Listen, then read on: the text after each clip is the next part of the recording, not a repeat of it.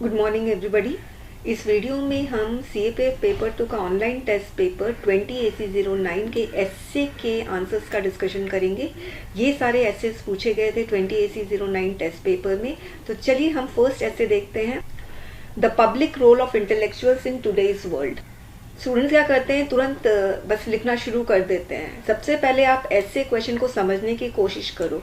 UPSC में कोई एक वर्ड दो वर्ड का ऐसे क्वेश्चन नहीं आता है, ऐसे क्वेश्चन लंबा होता है। तो इसमें सबसे पहले आप आइडेंटिफाई करो कि कौन सा मेजर कंपोनेंट है, कौन सा माइनर कंपोनेंट है। माइनर कंपोनेंट आपका जनरल कीवर्ड है इस ऐसे क्वेश्चन का, और मेजर कंपोनेंट आपका स्पेसिफिक कीवर्ड है। तो जनरल कीवर्ड टुडेज वर्ल्ड है, ऑब्वियसली इसके बारे में तो आप ऐसे लिखोगे नहीं। ओके, जनरल कीवर्ड या माइनर कंपोनेंट पे हम ऐसे नहीं लिखते हैं। बेसिकली हम स्पेसिफिक कीवर्ड या मेजर कंपोनेंट पे ऐसे लिखते हैं। आप इंटेलेक्चुअल्स पे भी ऐसे नहीं लिखोगे। इंटेलेक्चुअल्स भी आपका माइनर कीवर्ड है, माइनर कंपोनेंट है, या आपका जनरल कीवर्ड है। बेसिकली आपको पब्लिक रोल पे लिखना है, इंटेलेक्चुअल्स का पब्लिक रोल। आपको इंटेलेक्चुअल्स की बायोग्राफी नहीं लिखनी है, इंटेलेक्चुअल्स का क्या रोल है और क्या रोल प्ले किए हैं इन द सोसाइटी, उसके बारे में आपको लिखना है। ओके, तो जो स्पेसिफिक कीवर्ड है, जो मेजर कंपोनेंट है, पब्लिक रोल, इसके बारे में आप सेकेंड पैराग्राफ से बताना शुरू कर देना।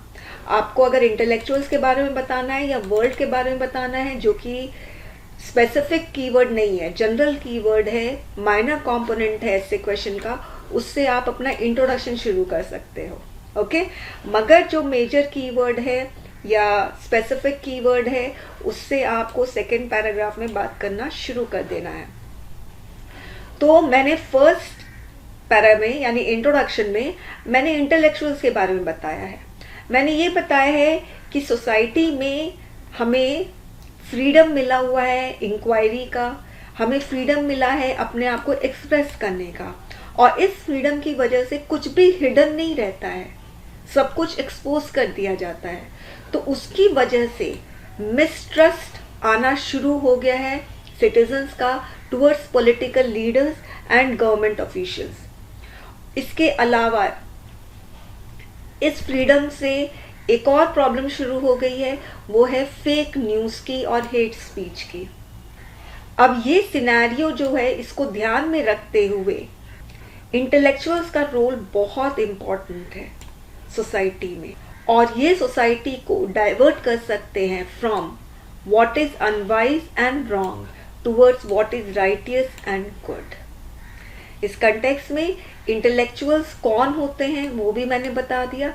इंटेलेक्चुअल्स ऐसे होते हैं जो सोसाइटी को बताते हैं क्या गलत है क्या सही है, और इस तरह से वो सोसाइटी को अवेकन करते हैं by mobilising their opinion. Citizens के ओपिनियन को मोबिलाइज करते हैं और उनको एनकरेज करते हैं कि अपने ओपिनियन को सही तरीके से एक्सप्रेस करने के लिए। अब उसके बाद मैंने रोल का सिग्निफिकेंस बता दिया इस पैराग्राफ में। अब मैं एग्जाम्पल दे रही हूँ इंटेलेक्चुअल्स का, जिसमें मैंने एग्जाम्पल दिया जेन एडम्स का, मार्टिन लूथर किंग का। ओके, और फिर मैंने इंडिया में जो पब्लिक इंटेलेक्चुअल है रामनाथ गोयनका का एग्जाम्पल दे दिया, क्योंकि वर्ल्ड कंटेक्स्ट में हमें लिखना है। ओके, क्या इंटेलेक्चुअल्स अपने रोल को सही मायने में निभा रहे हैं या नहीं, ये इस पैराग्राफ में मैंने लिखा है।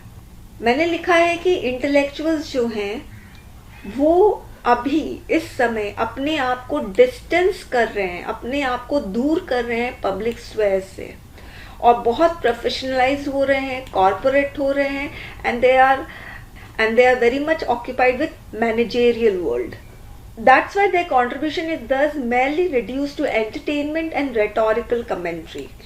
कुछ ऐसे इंटेलेक्चुअल्स हैं like Govind Pansare, Gauri Lankesh, who courageously spoke against injustice and unscrupulous practices, but they are allegedly penalized. मगर अब मैंने allegedly वर्ड यूज किया है क्योंकि अभी कंफर्म नहीं है कि उनको वाकई में पेनलाइज किया गया था, या उनको उनके साथ जो भी हुआ है उसमें गवर्नमेंट का कोई हाथ नहीं है। ओके, इसलिए एलिजिबली वर्ड यूज करना बहुत जरूरी है। फिर मैंने कंक्लूड किया है, intellectuals are the agents of change, particularly in those parts of the world where unjust and aberrant behaviours are the norms. Therefore, they need to be honored and should not be subjective to punitive action. मतलब punishment उनको नहीं मिलना चाहिए, penalize नहीं करना चाहिए उनको. Next essay question है the impact of nepotism on public life.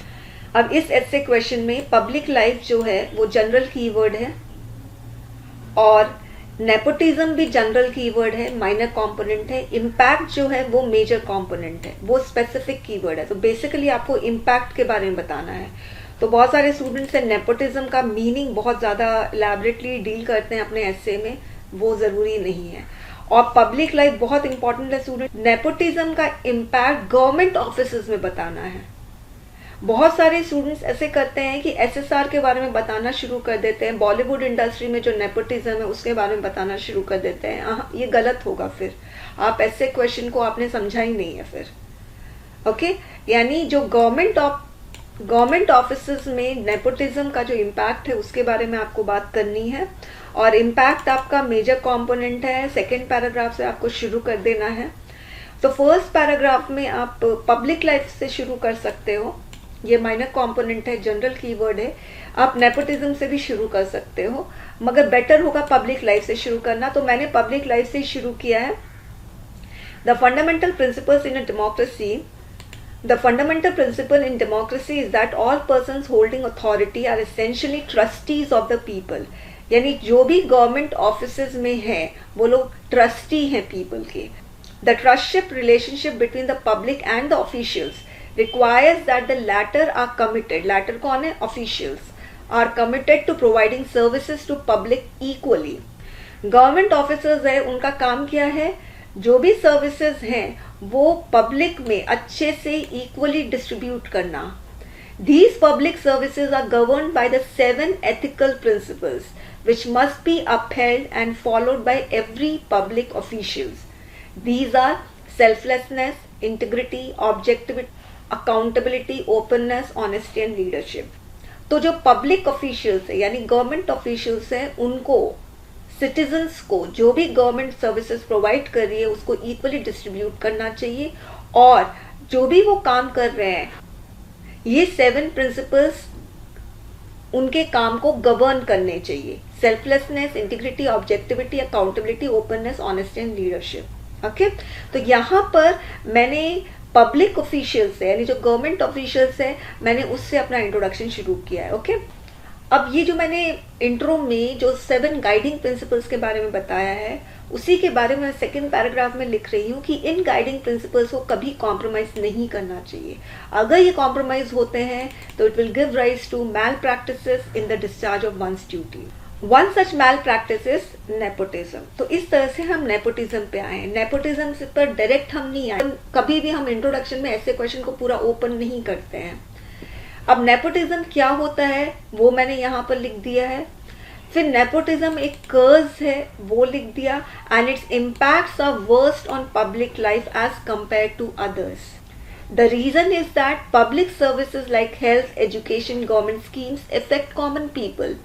In the deliverance of such services, nepotistic privilege eat others' legitimate rights. बताया है कि नेपोटिज्म का जो इम्पैक्ट है ना पब्लिक लाइफ में ज़्यादा पड़ता है और बहुत ज़्यादा नेगेटिव होता है, क्योंकि पब्लिक सर्विसेज जो होती हैं वो अगर ढंग से डिस्ट्रीब्यूट नहीं होती है अमंग सिटीजन्स तो वो इफेक्ट करती है. अब उसके बाद नेपोटिज्म का मैंने ये बोला कि इम्पैक्ट बहुत ज़बरदस्त पड़ता है पब्लिक लाइफ पे. This results in unequal distribution of national resources and lopsided development. Government जो भी स्कीम, पॉलिसी, मेजर्स निकालती है वो तो नेशन के डेवलपमेंट के लिए निकालती है, मगर यदि उस सर्विसेज को इक्वली डिस्ट्रीब्यूट नहीं किया गया तो डेवलपमेंट नहीं होगा, लॉपसाइडेड डेवलपमेंट होगा और नेशनल रिसोर्सेज का अनइक्वल डिस्ट्रीब्यूशन होगा. It also causes erosion of public trust on government that plays pivotal role in accomplishing public sector reforms and reinforcing social cohesion. जो trust है government पे वो भी खत्म होता जाएगा.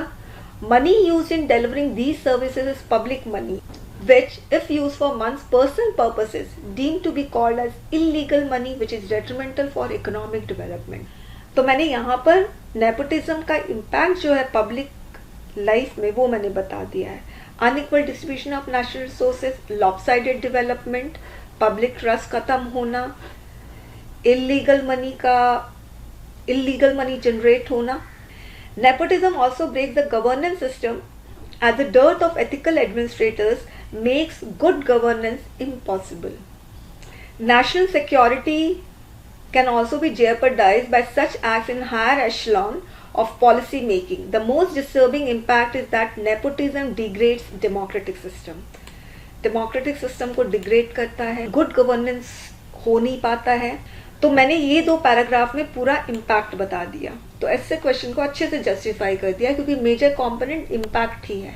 To fully root out nepotism seems impossible since these phenomena are caused by the inherent human qualities. ये सब human qualities की वजह से होता है, but it can be checked by proper monitoring and prosecuting mechanism. This should be followed by appreciation ceremonies and backed by prolonged value addition session. Next essay question है the need for strong political shift in favor of federalism. तो strong political shift ये है आपका major component, specific keyword, और federalism जो है वो general keyword है, माइनर कंपोनेंट है। तो आप फेडरलिज्म से शुरू कर सकते हो अपना इंट्रोडक्शन, आप डेमोक्रेसी से शुरू कर सकते हो, आप इंडिया से शुरू कर सकते हो। मैंने फेडरलिज्म से ही शुरू किया है। The government of India act 1935 provides to establish India as a federation of states. However it has also provided for powerful centre. Indian federalism is thus a compromise between 2 conflicting considerations such as autonomy enjoyed by states within the constitutionally prescribed limit and the need for a strong center. यानी state का autonomy रहेगा और साथ में strong centre. मुझे इस पे बात करनी है, need for strong political shift. In such a federal structure every centre state and inter state relations has a political dispute with regard to distribution of resources and states autonomy. तो centre state और inter states में काफ़ी conflicts होते हैं regarding the resources, और कोविड-19 pandemic से ये पूरा पता अच्छे से चल गया कि कन्फ्लिक्ट्स हैं दोनों के बीच में। फिर मैंने यहाँ पे एग्जांपल दिया है, there was no prior consultation with states on imposing the sudden lockdown, it cause serious supply chain breakdown and migrant workers chaos. Further, states precarious financial condition is also exposed during this crisis. The dependency of states on the center for revenue got increased as the share of the revenue from own sources declined from 55% in 2014 to इतना in 2020. तो state का जो dependence है centre पे for resources, for revenue, ये बहुत ज़्यादा expose हो गया पेंडेमिक के दौरान, और स्टेट का खुद का रिसोर्सेज जो है वो डिक्लाइन हुआ है, जिसका मैंने डेटा दिया। Their situation further got aggravated due to GST that has almost eroded the state's ability to raise their own revenue. Centre और स्टेट के बीच में मैंने कन्फ्लिक्ट्स बताया है, तब जाके मैं बता पाऊंगी कि इसीलिए हमें पॉलिटिकल शिफ्ट की ज़रूरत है। मैं पॉलिटिकल शिफ्ट के बारे में डायरेक्ट नहीं आ सकती हूँ जब तक मैं प्रॉब्लम नहीं बताऊं। Political shift is the solution, तो सोल्यूशन बताने के पहले मुझे प्रॉब्लम बताना पड़ेगा, तो मैंने यहाँ पर पूरा प्रॉब्लम बता दिया। अब मैं लिख रही हूँ, thus an urgent need is felt for a strong political shift with regard to defining the current center-state relationship. This can be done by enabling the 28 states to become self-sustaining economic territories in matter of energy, water and food production. तो 28 states को self reliant बनना होगा, ये मैंने यहाँ पे बताया। In this context, centrally distributed funds need to be directed specifically to build the capacities of the state. Also, transport and communication, agriculture, rural development, management of disaster must become distributive rather than being centralized. तो कुछ चीज़ें हैं जिसको हम distributive कर सकते हैं। मैंने सरकारिया कमीशन के बारे में बता दिया कि यूनियन गवर्नमेंट को कंसल्ट करना चाहिए स्टेट्स को before legislating on items in the concurrent list. In this context, the government should consider making the Inter-State Council a permanent body. Most importantly, arbitrary control of union over states through the institution of the governor and Article 356 must be checked. तो यहाँ पे जो political shift क्या क्या होना चाहिए वो मैंने इस पैराग्राफ में बता दिया। अब उसके बाद मैंने कंक्लूड कर दिया, substantial reforms are needed in the process of federalization. Institutional and structural mechanisms are need to be reassessed so that the center-state conflict does not disturb the smooth functioning of the public affairs. Eventually, the center and the state governments will be able to preserve our nationhood through constructive cooperative federalism. No freedom comes in absolute terms. तो इसमें basically आपको absolute के बारे में जिक्र करना है, यही आपका मेजर कंपोनेंट है, स्पेसिफिक कीवर्ड है। तो हम एक्चुअली अपना इंट्रोडक्शन फ्रीडम से शुरू कर सकते हैं। तो मैंने यहाँ पर अपना इंट्रोडक्शन फ्रीडम से ही शुरू किया है। The history of civilisation is the progress from bondage to freedom. Indeed, the richness of the civilization depends on the degree of freedom enjoyed by the people. It is considered to be the most cherished opportunity that every one of us deserves. The fact is that we can't have absolute freedom because we are bound in some way or other. तो मैंने second paragraph में पूरा ऐसे question को expose कर दिया। In other words, we have both freedom and bondage. Bondage resulting from love, gratitude, sense of duties and laws. This bondage is essentially a grave responsibility that comes with freedom. यानी जिसके पास freedom होगा उसके पास bondage होगा ही होगा, क्योंकि freedom के साथ आप जो भी फ्रीडम एक्सरसाइज कर रहे हो that should be exercise with grave responsibility. Even the freedom to drive an automobile requires the responsibility to obey the traffic laws and drive safely. Freedom of press comes with the journalist's responsibility for what they publish and how it could affect people and society. Freedom of speech comes with the responsibility to think about what is said, to whom and why.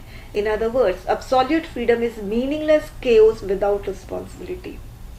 तो यहाँ पर मैंने एक बहुत general example दे दिया driving and automobile का, मगर उसके बाद मैंने फ्रीडम ऑफ प्रेस का एग्जाम्पल दिया है, मैंने फ्रीडम ऑफ स्पीच का भी एग्जाम्पल दे दिया जो कि करंट से रिलेटेड है. Furthermore, freedom is a relative in a way that one's freedom should not impose restriction on others' freedom. और freedom भी एक relative term है. हमारा फ्रीडम है इसका मतलब ये नहीं कि हमारा फ्रीडम दूसरों के फ्रीडम को रेस्ट्रिक्ट कर दे. For instance, Hitler wanted to have absolute freedom to establish his Nazist elements all over the world, but his freedom was seen as tyranny as it was restricting others' freedom to live. Similarly, Prashant Bhushan, the senior advocate, attempted to vilify the court in the garb of his exercising the right to freedom of expression. तो यहाँ पर मैंने प्रशांत भूषण का भी example दे दिया जो contempt of court से related है. In fact, our constitution hasn't granted absolute freedom and certain restrictions are imposed on it by enforcing the Article 19(2) of the constitution. However, the laws for criminal defamation and sedition and maintenance of religious harmony have begun to be used to stifle the voice of the people. तो मैंने यहाँ पर लिखा है कि absolute freedom हमारे constitution हमें नहीं देते हैं और इस पर restriction impose किया गया है with this article. मगर हो क्या रहा है कि ये जो लॉ है क्रिमिनल डिफेमेशन का, सेडिशन का, मेंटेनेंस ऑफ रिलीजियस हार्मनी, इसको मिसयूज किया जा रहा है लोगों के वॉइस को स्टाइफल करने, दबाने के लिए, वॉइस को दबाने के लिए. So it's time that the scope of article be expanded for healthy functioning of democracy. फिर मैंने कंक्लूड किया है, right to freedom is the most fundamental freedom enshrined in the Indian Constitution. It is the existence of this freedom that brings meaning to democracy. States should act as a protector of citizens' rights and at the same time as facilitator of freedom so that people lead a life with dignity. Next ऐसे question है, basic health care is a fundamental right. तो यहाँ पर आपको fundamental right पे ज़्यादा बात करनी है, health care पे बात करनी है, मगर इसको कनेक्ट करके बात करनी है. ओके तो मैंने शुरू किया है, survival of the fittest has progressed to a stage where survival of the weakest has become the main human value today. The weakest section include those who are exposed to greater risk of ill health and face obstacles in assessing quality and affordable health care. This brings us to the Article 25 that affirms that right to health as the basic human right. Universally, the right to health for all people means that everyone. अब मैंने next में right to health का मतलब क्या होता है वो मैंने यहाँ पर बता दिया. So the focus of right to health is essentially on the right to health care. अब नेक्स्ट पैराग्राफ में, more than half of the world's countries are pledged to protect their citizens right to health through either national laws और international human rights agreement. But this right is fraught with three troubles. The first is investment. With technological advancement, the cost of healthcare is rising, but investment in health are not rising. For instance, India has never spent more than 2% of its GDP on health care. जो cost है health care का वो तो rise कर रहा है, मगर investment जो हेल्थ केयर में वो राइज नहीं कर रहा है. मैंने इंडिया का एग्जाम्पल दे दिया. Private healthcare system thus becomes the first choice that further impoverishes the poor people. The second trouble, मैंने 3 trouble बताया था. The second trouble is the high cost of providing healthcare services due to the sophistication and rigorous training to achieve the required skills. So we need to ensure that while providing basic healthcare, provider is not forced to deliver services at lesser cost than their skills. Third trouble is that the right to healthcare is only confined to citizens and ignore 12 million stateless individuals living worldwide.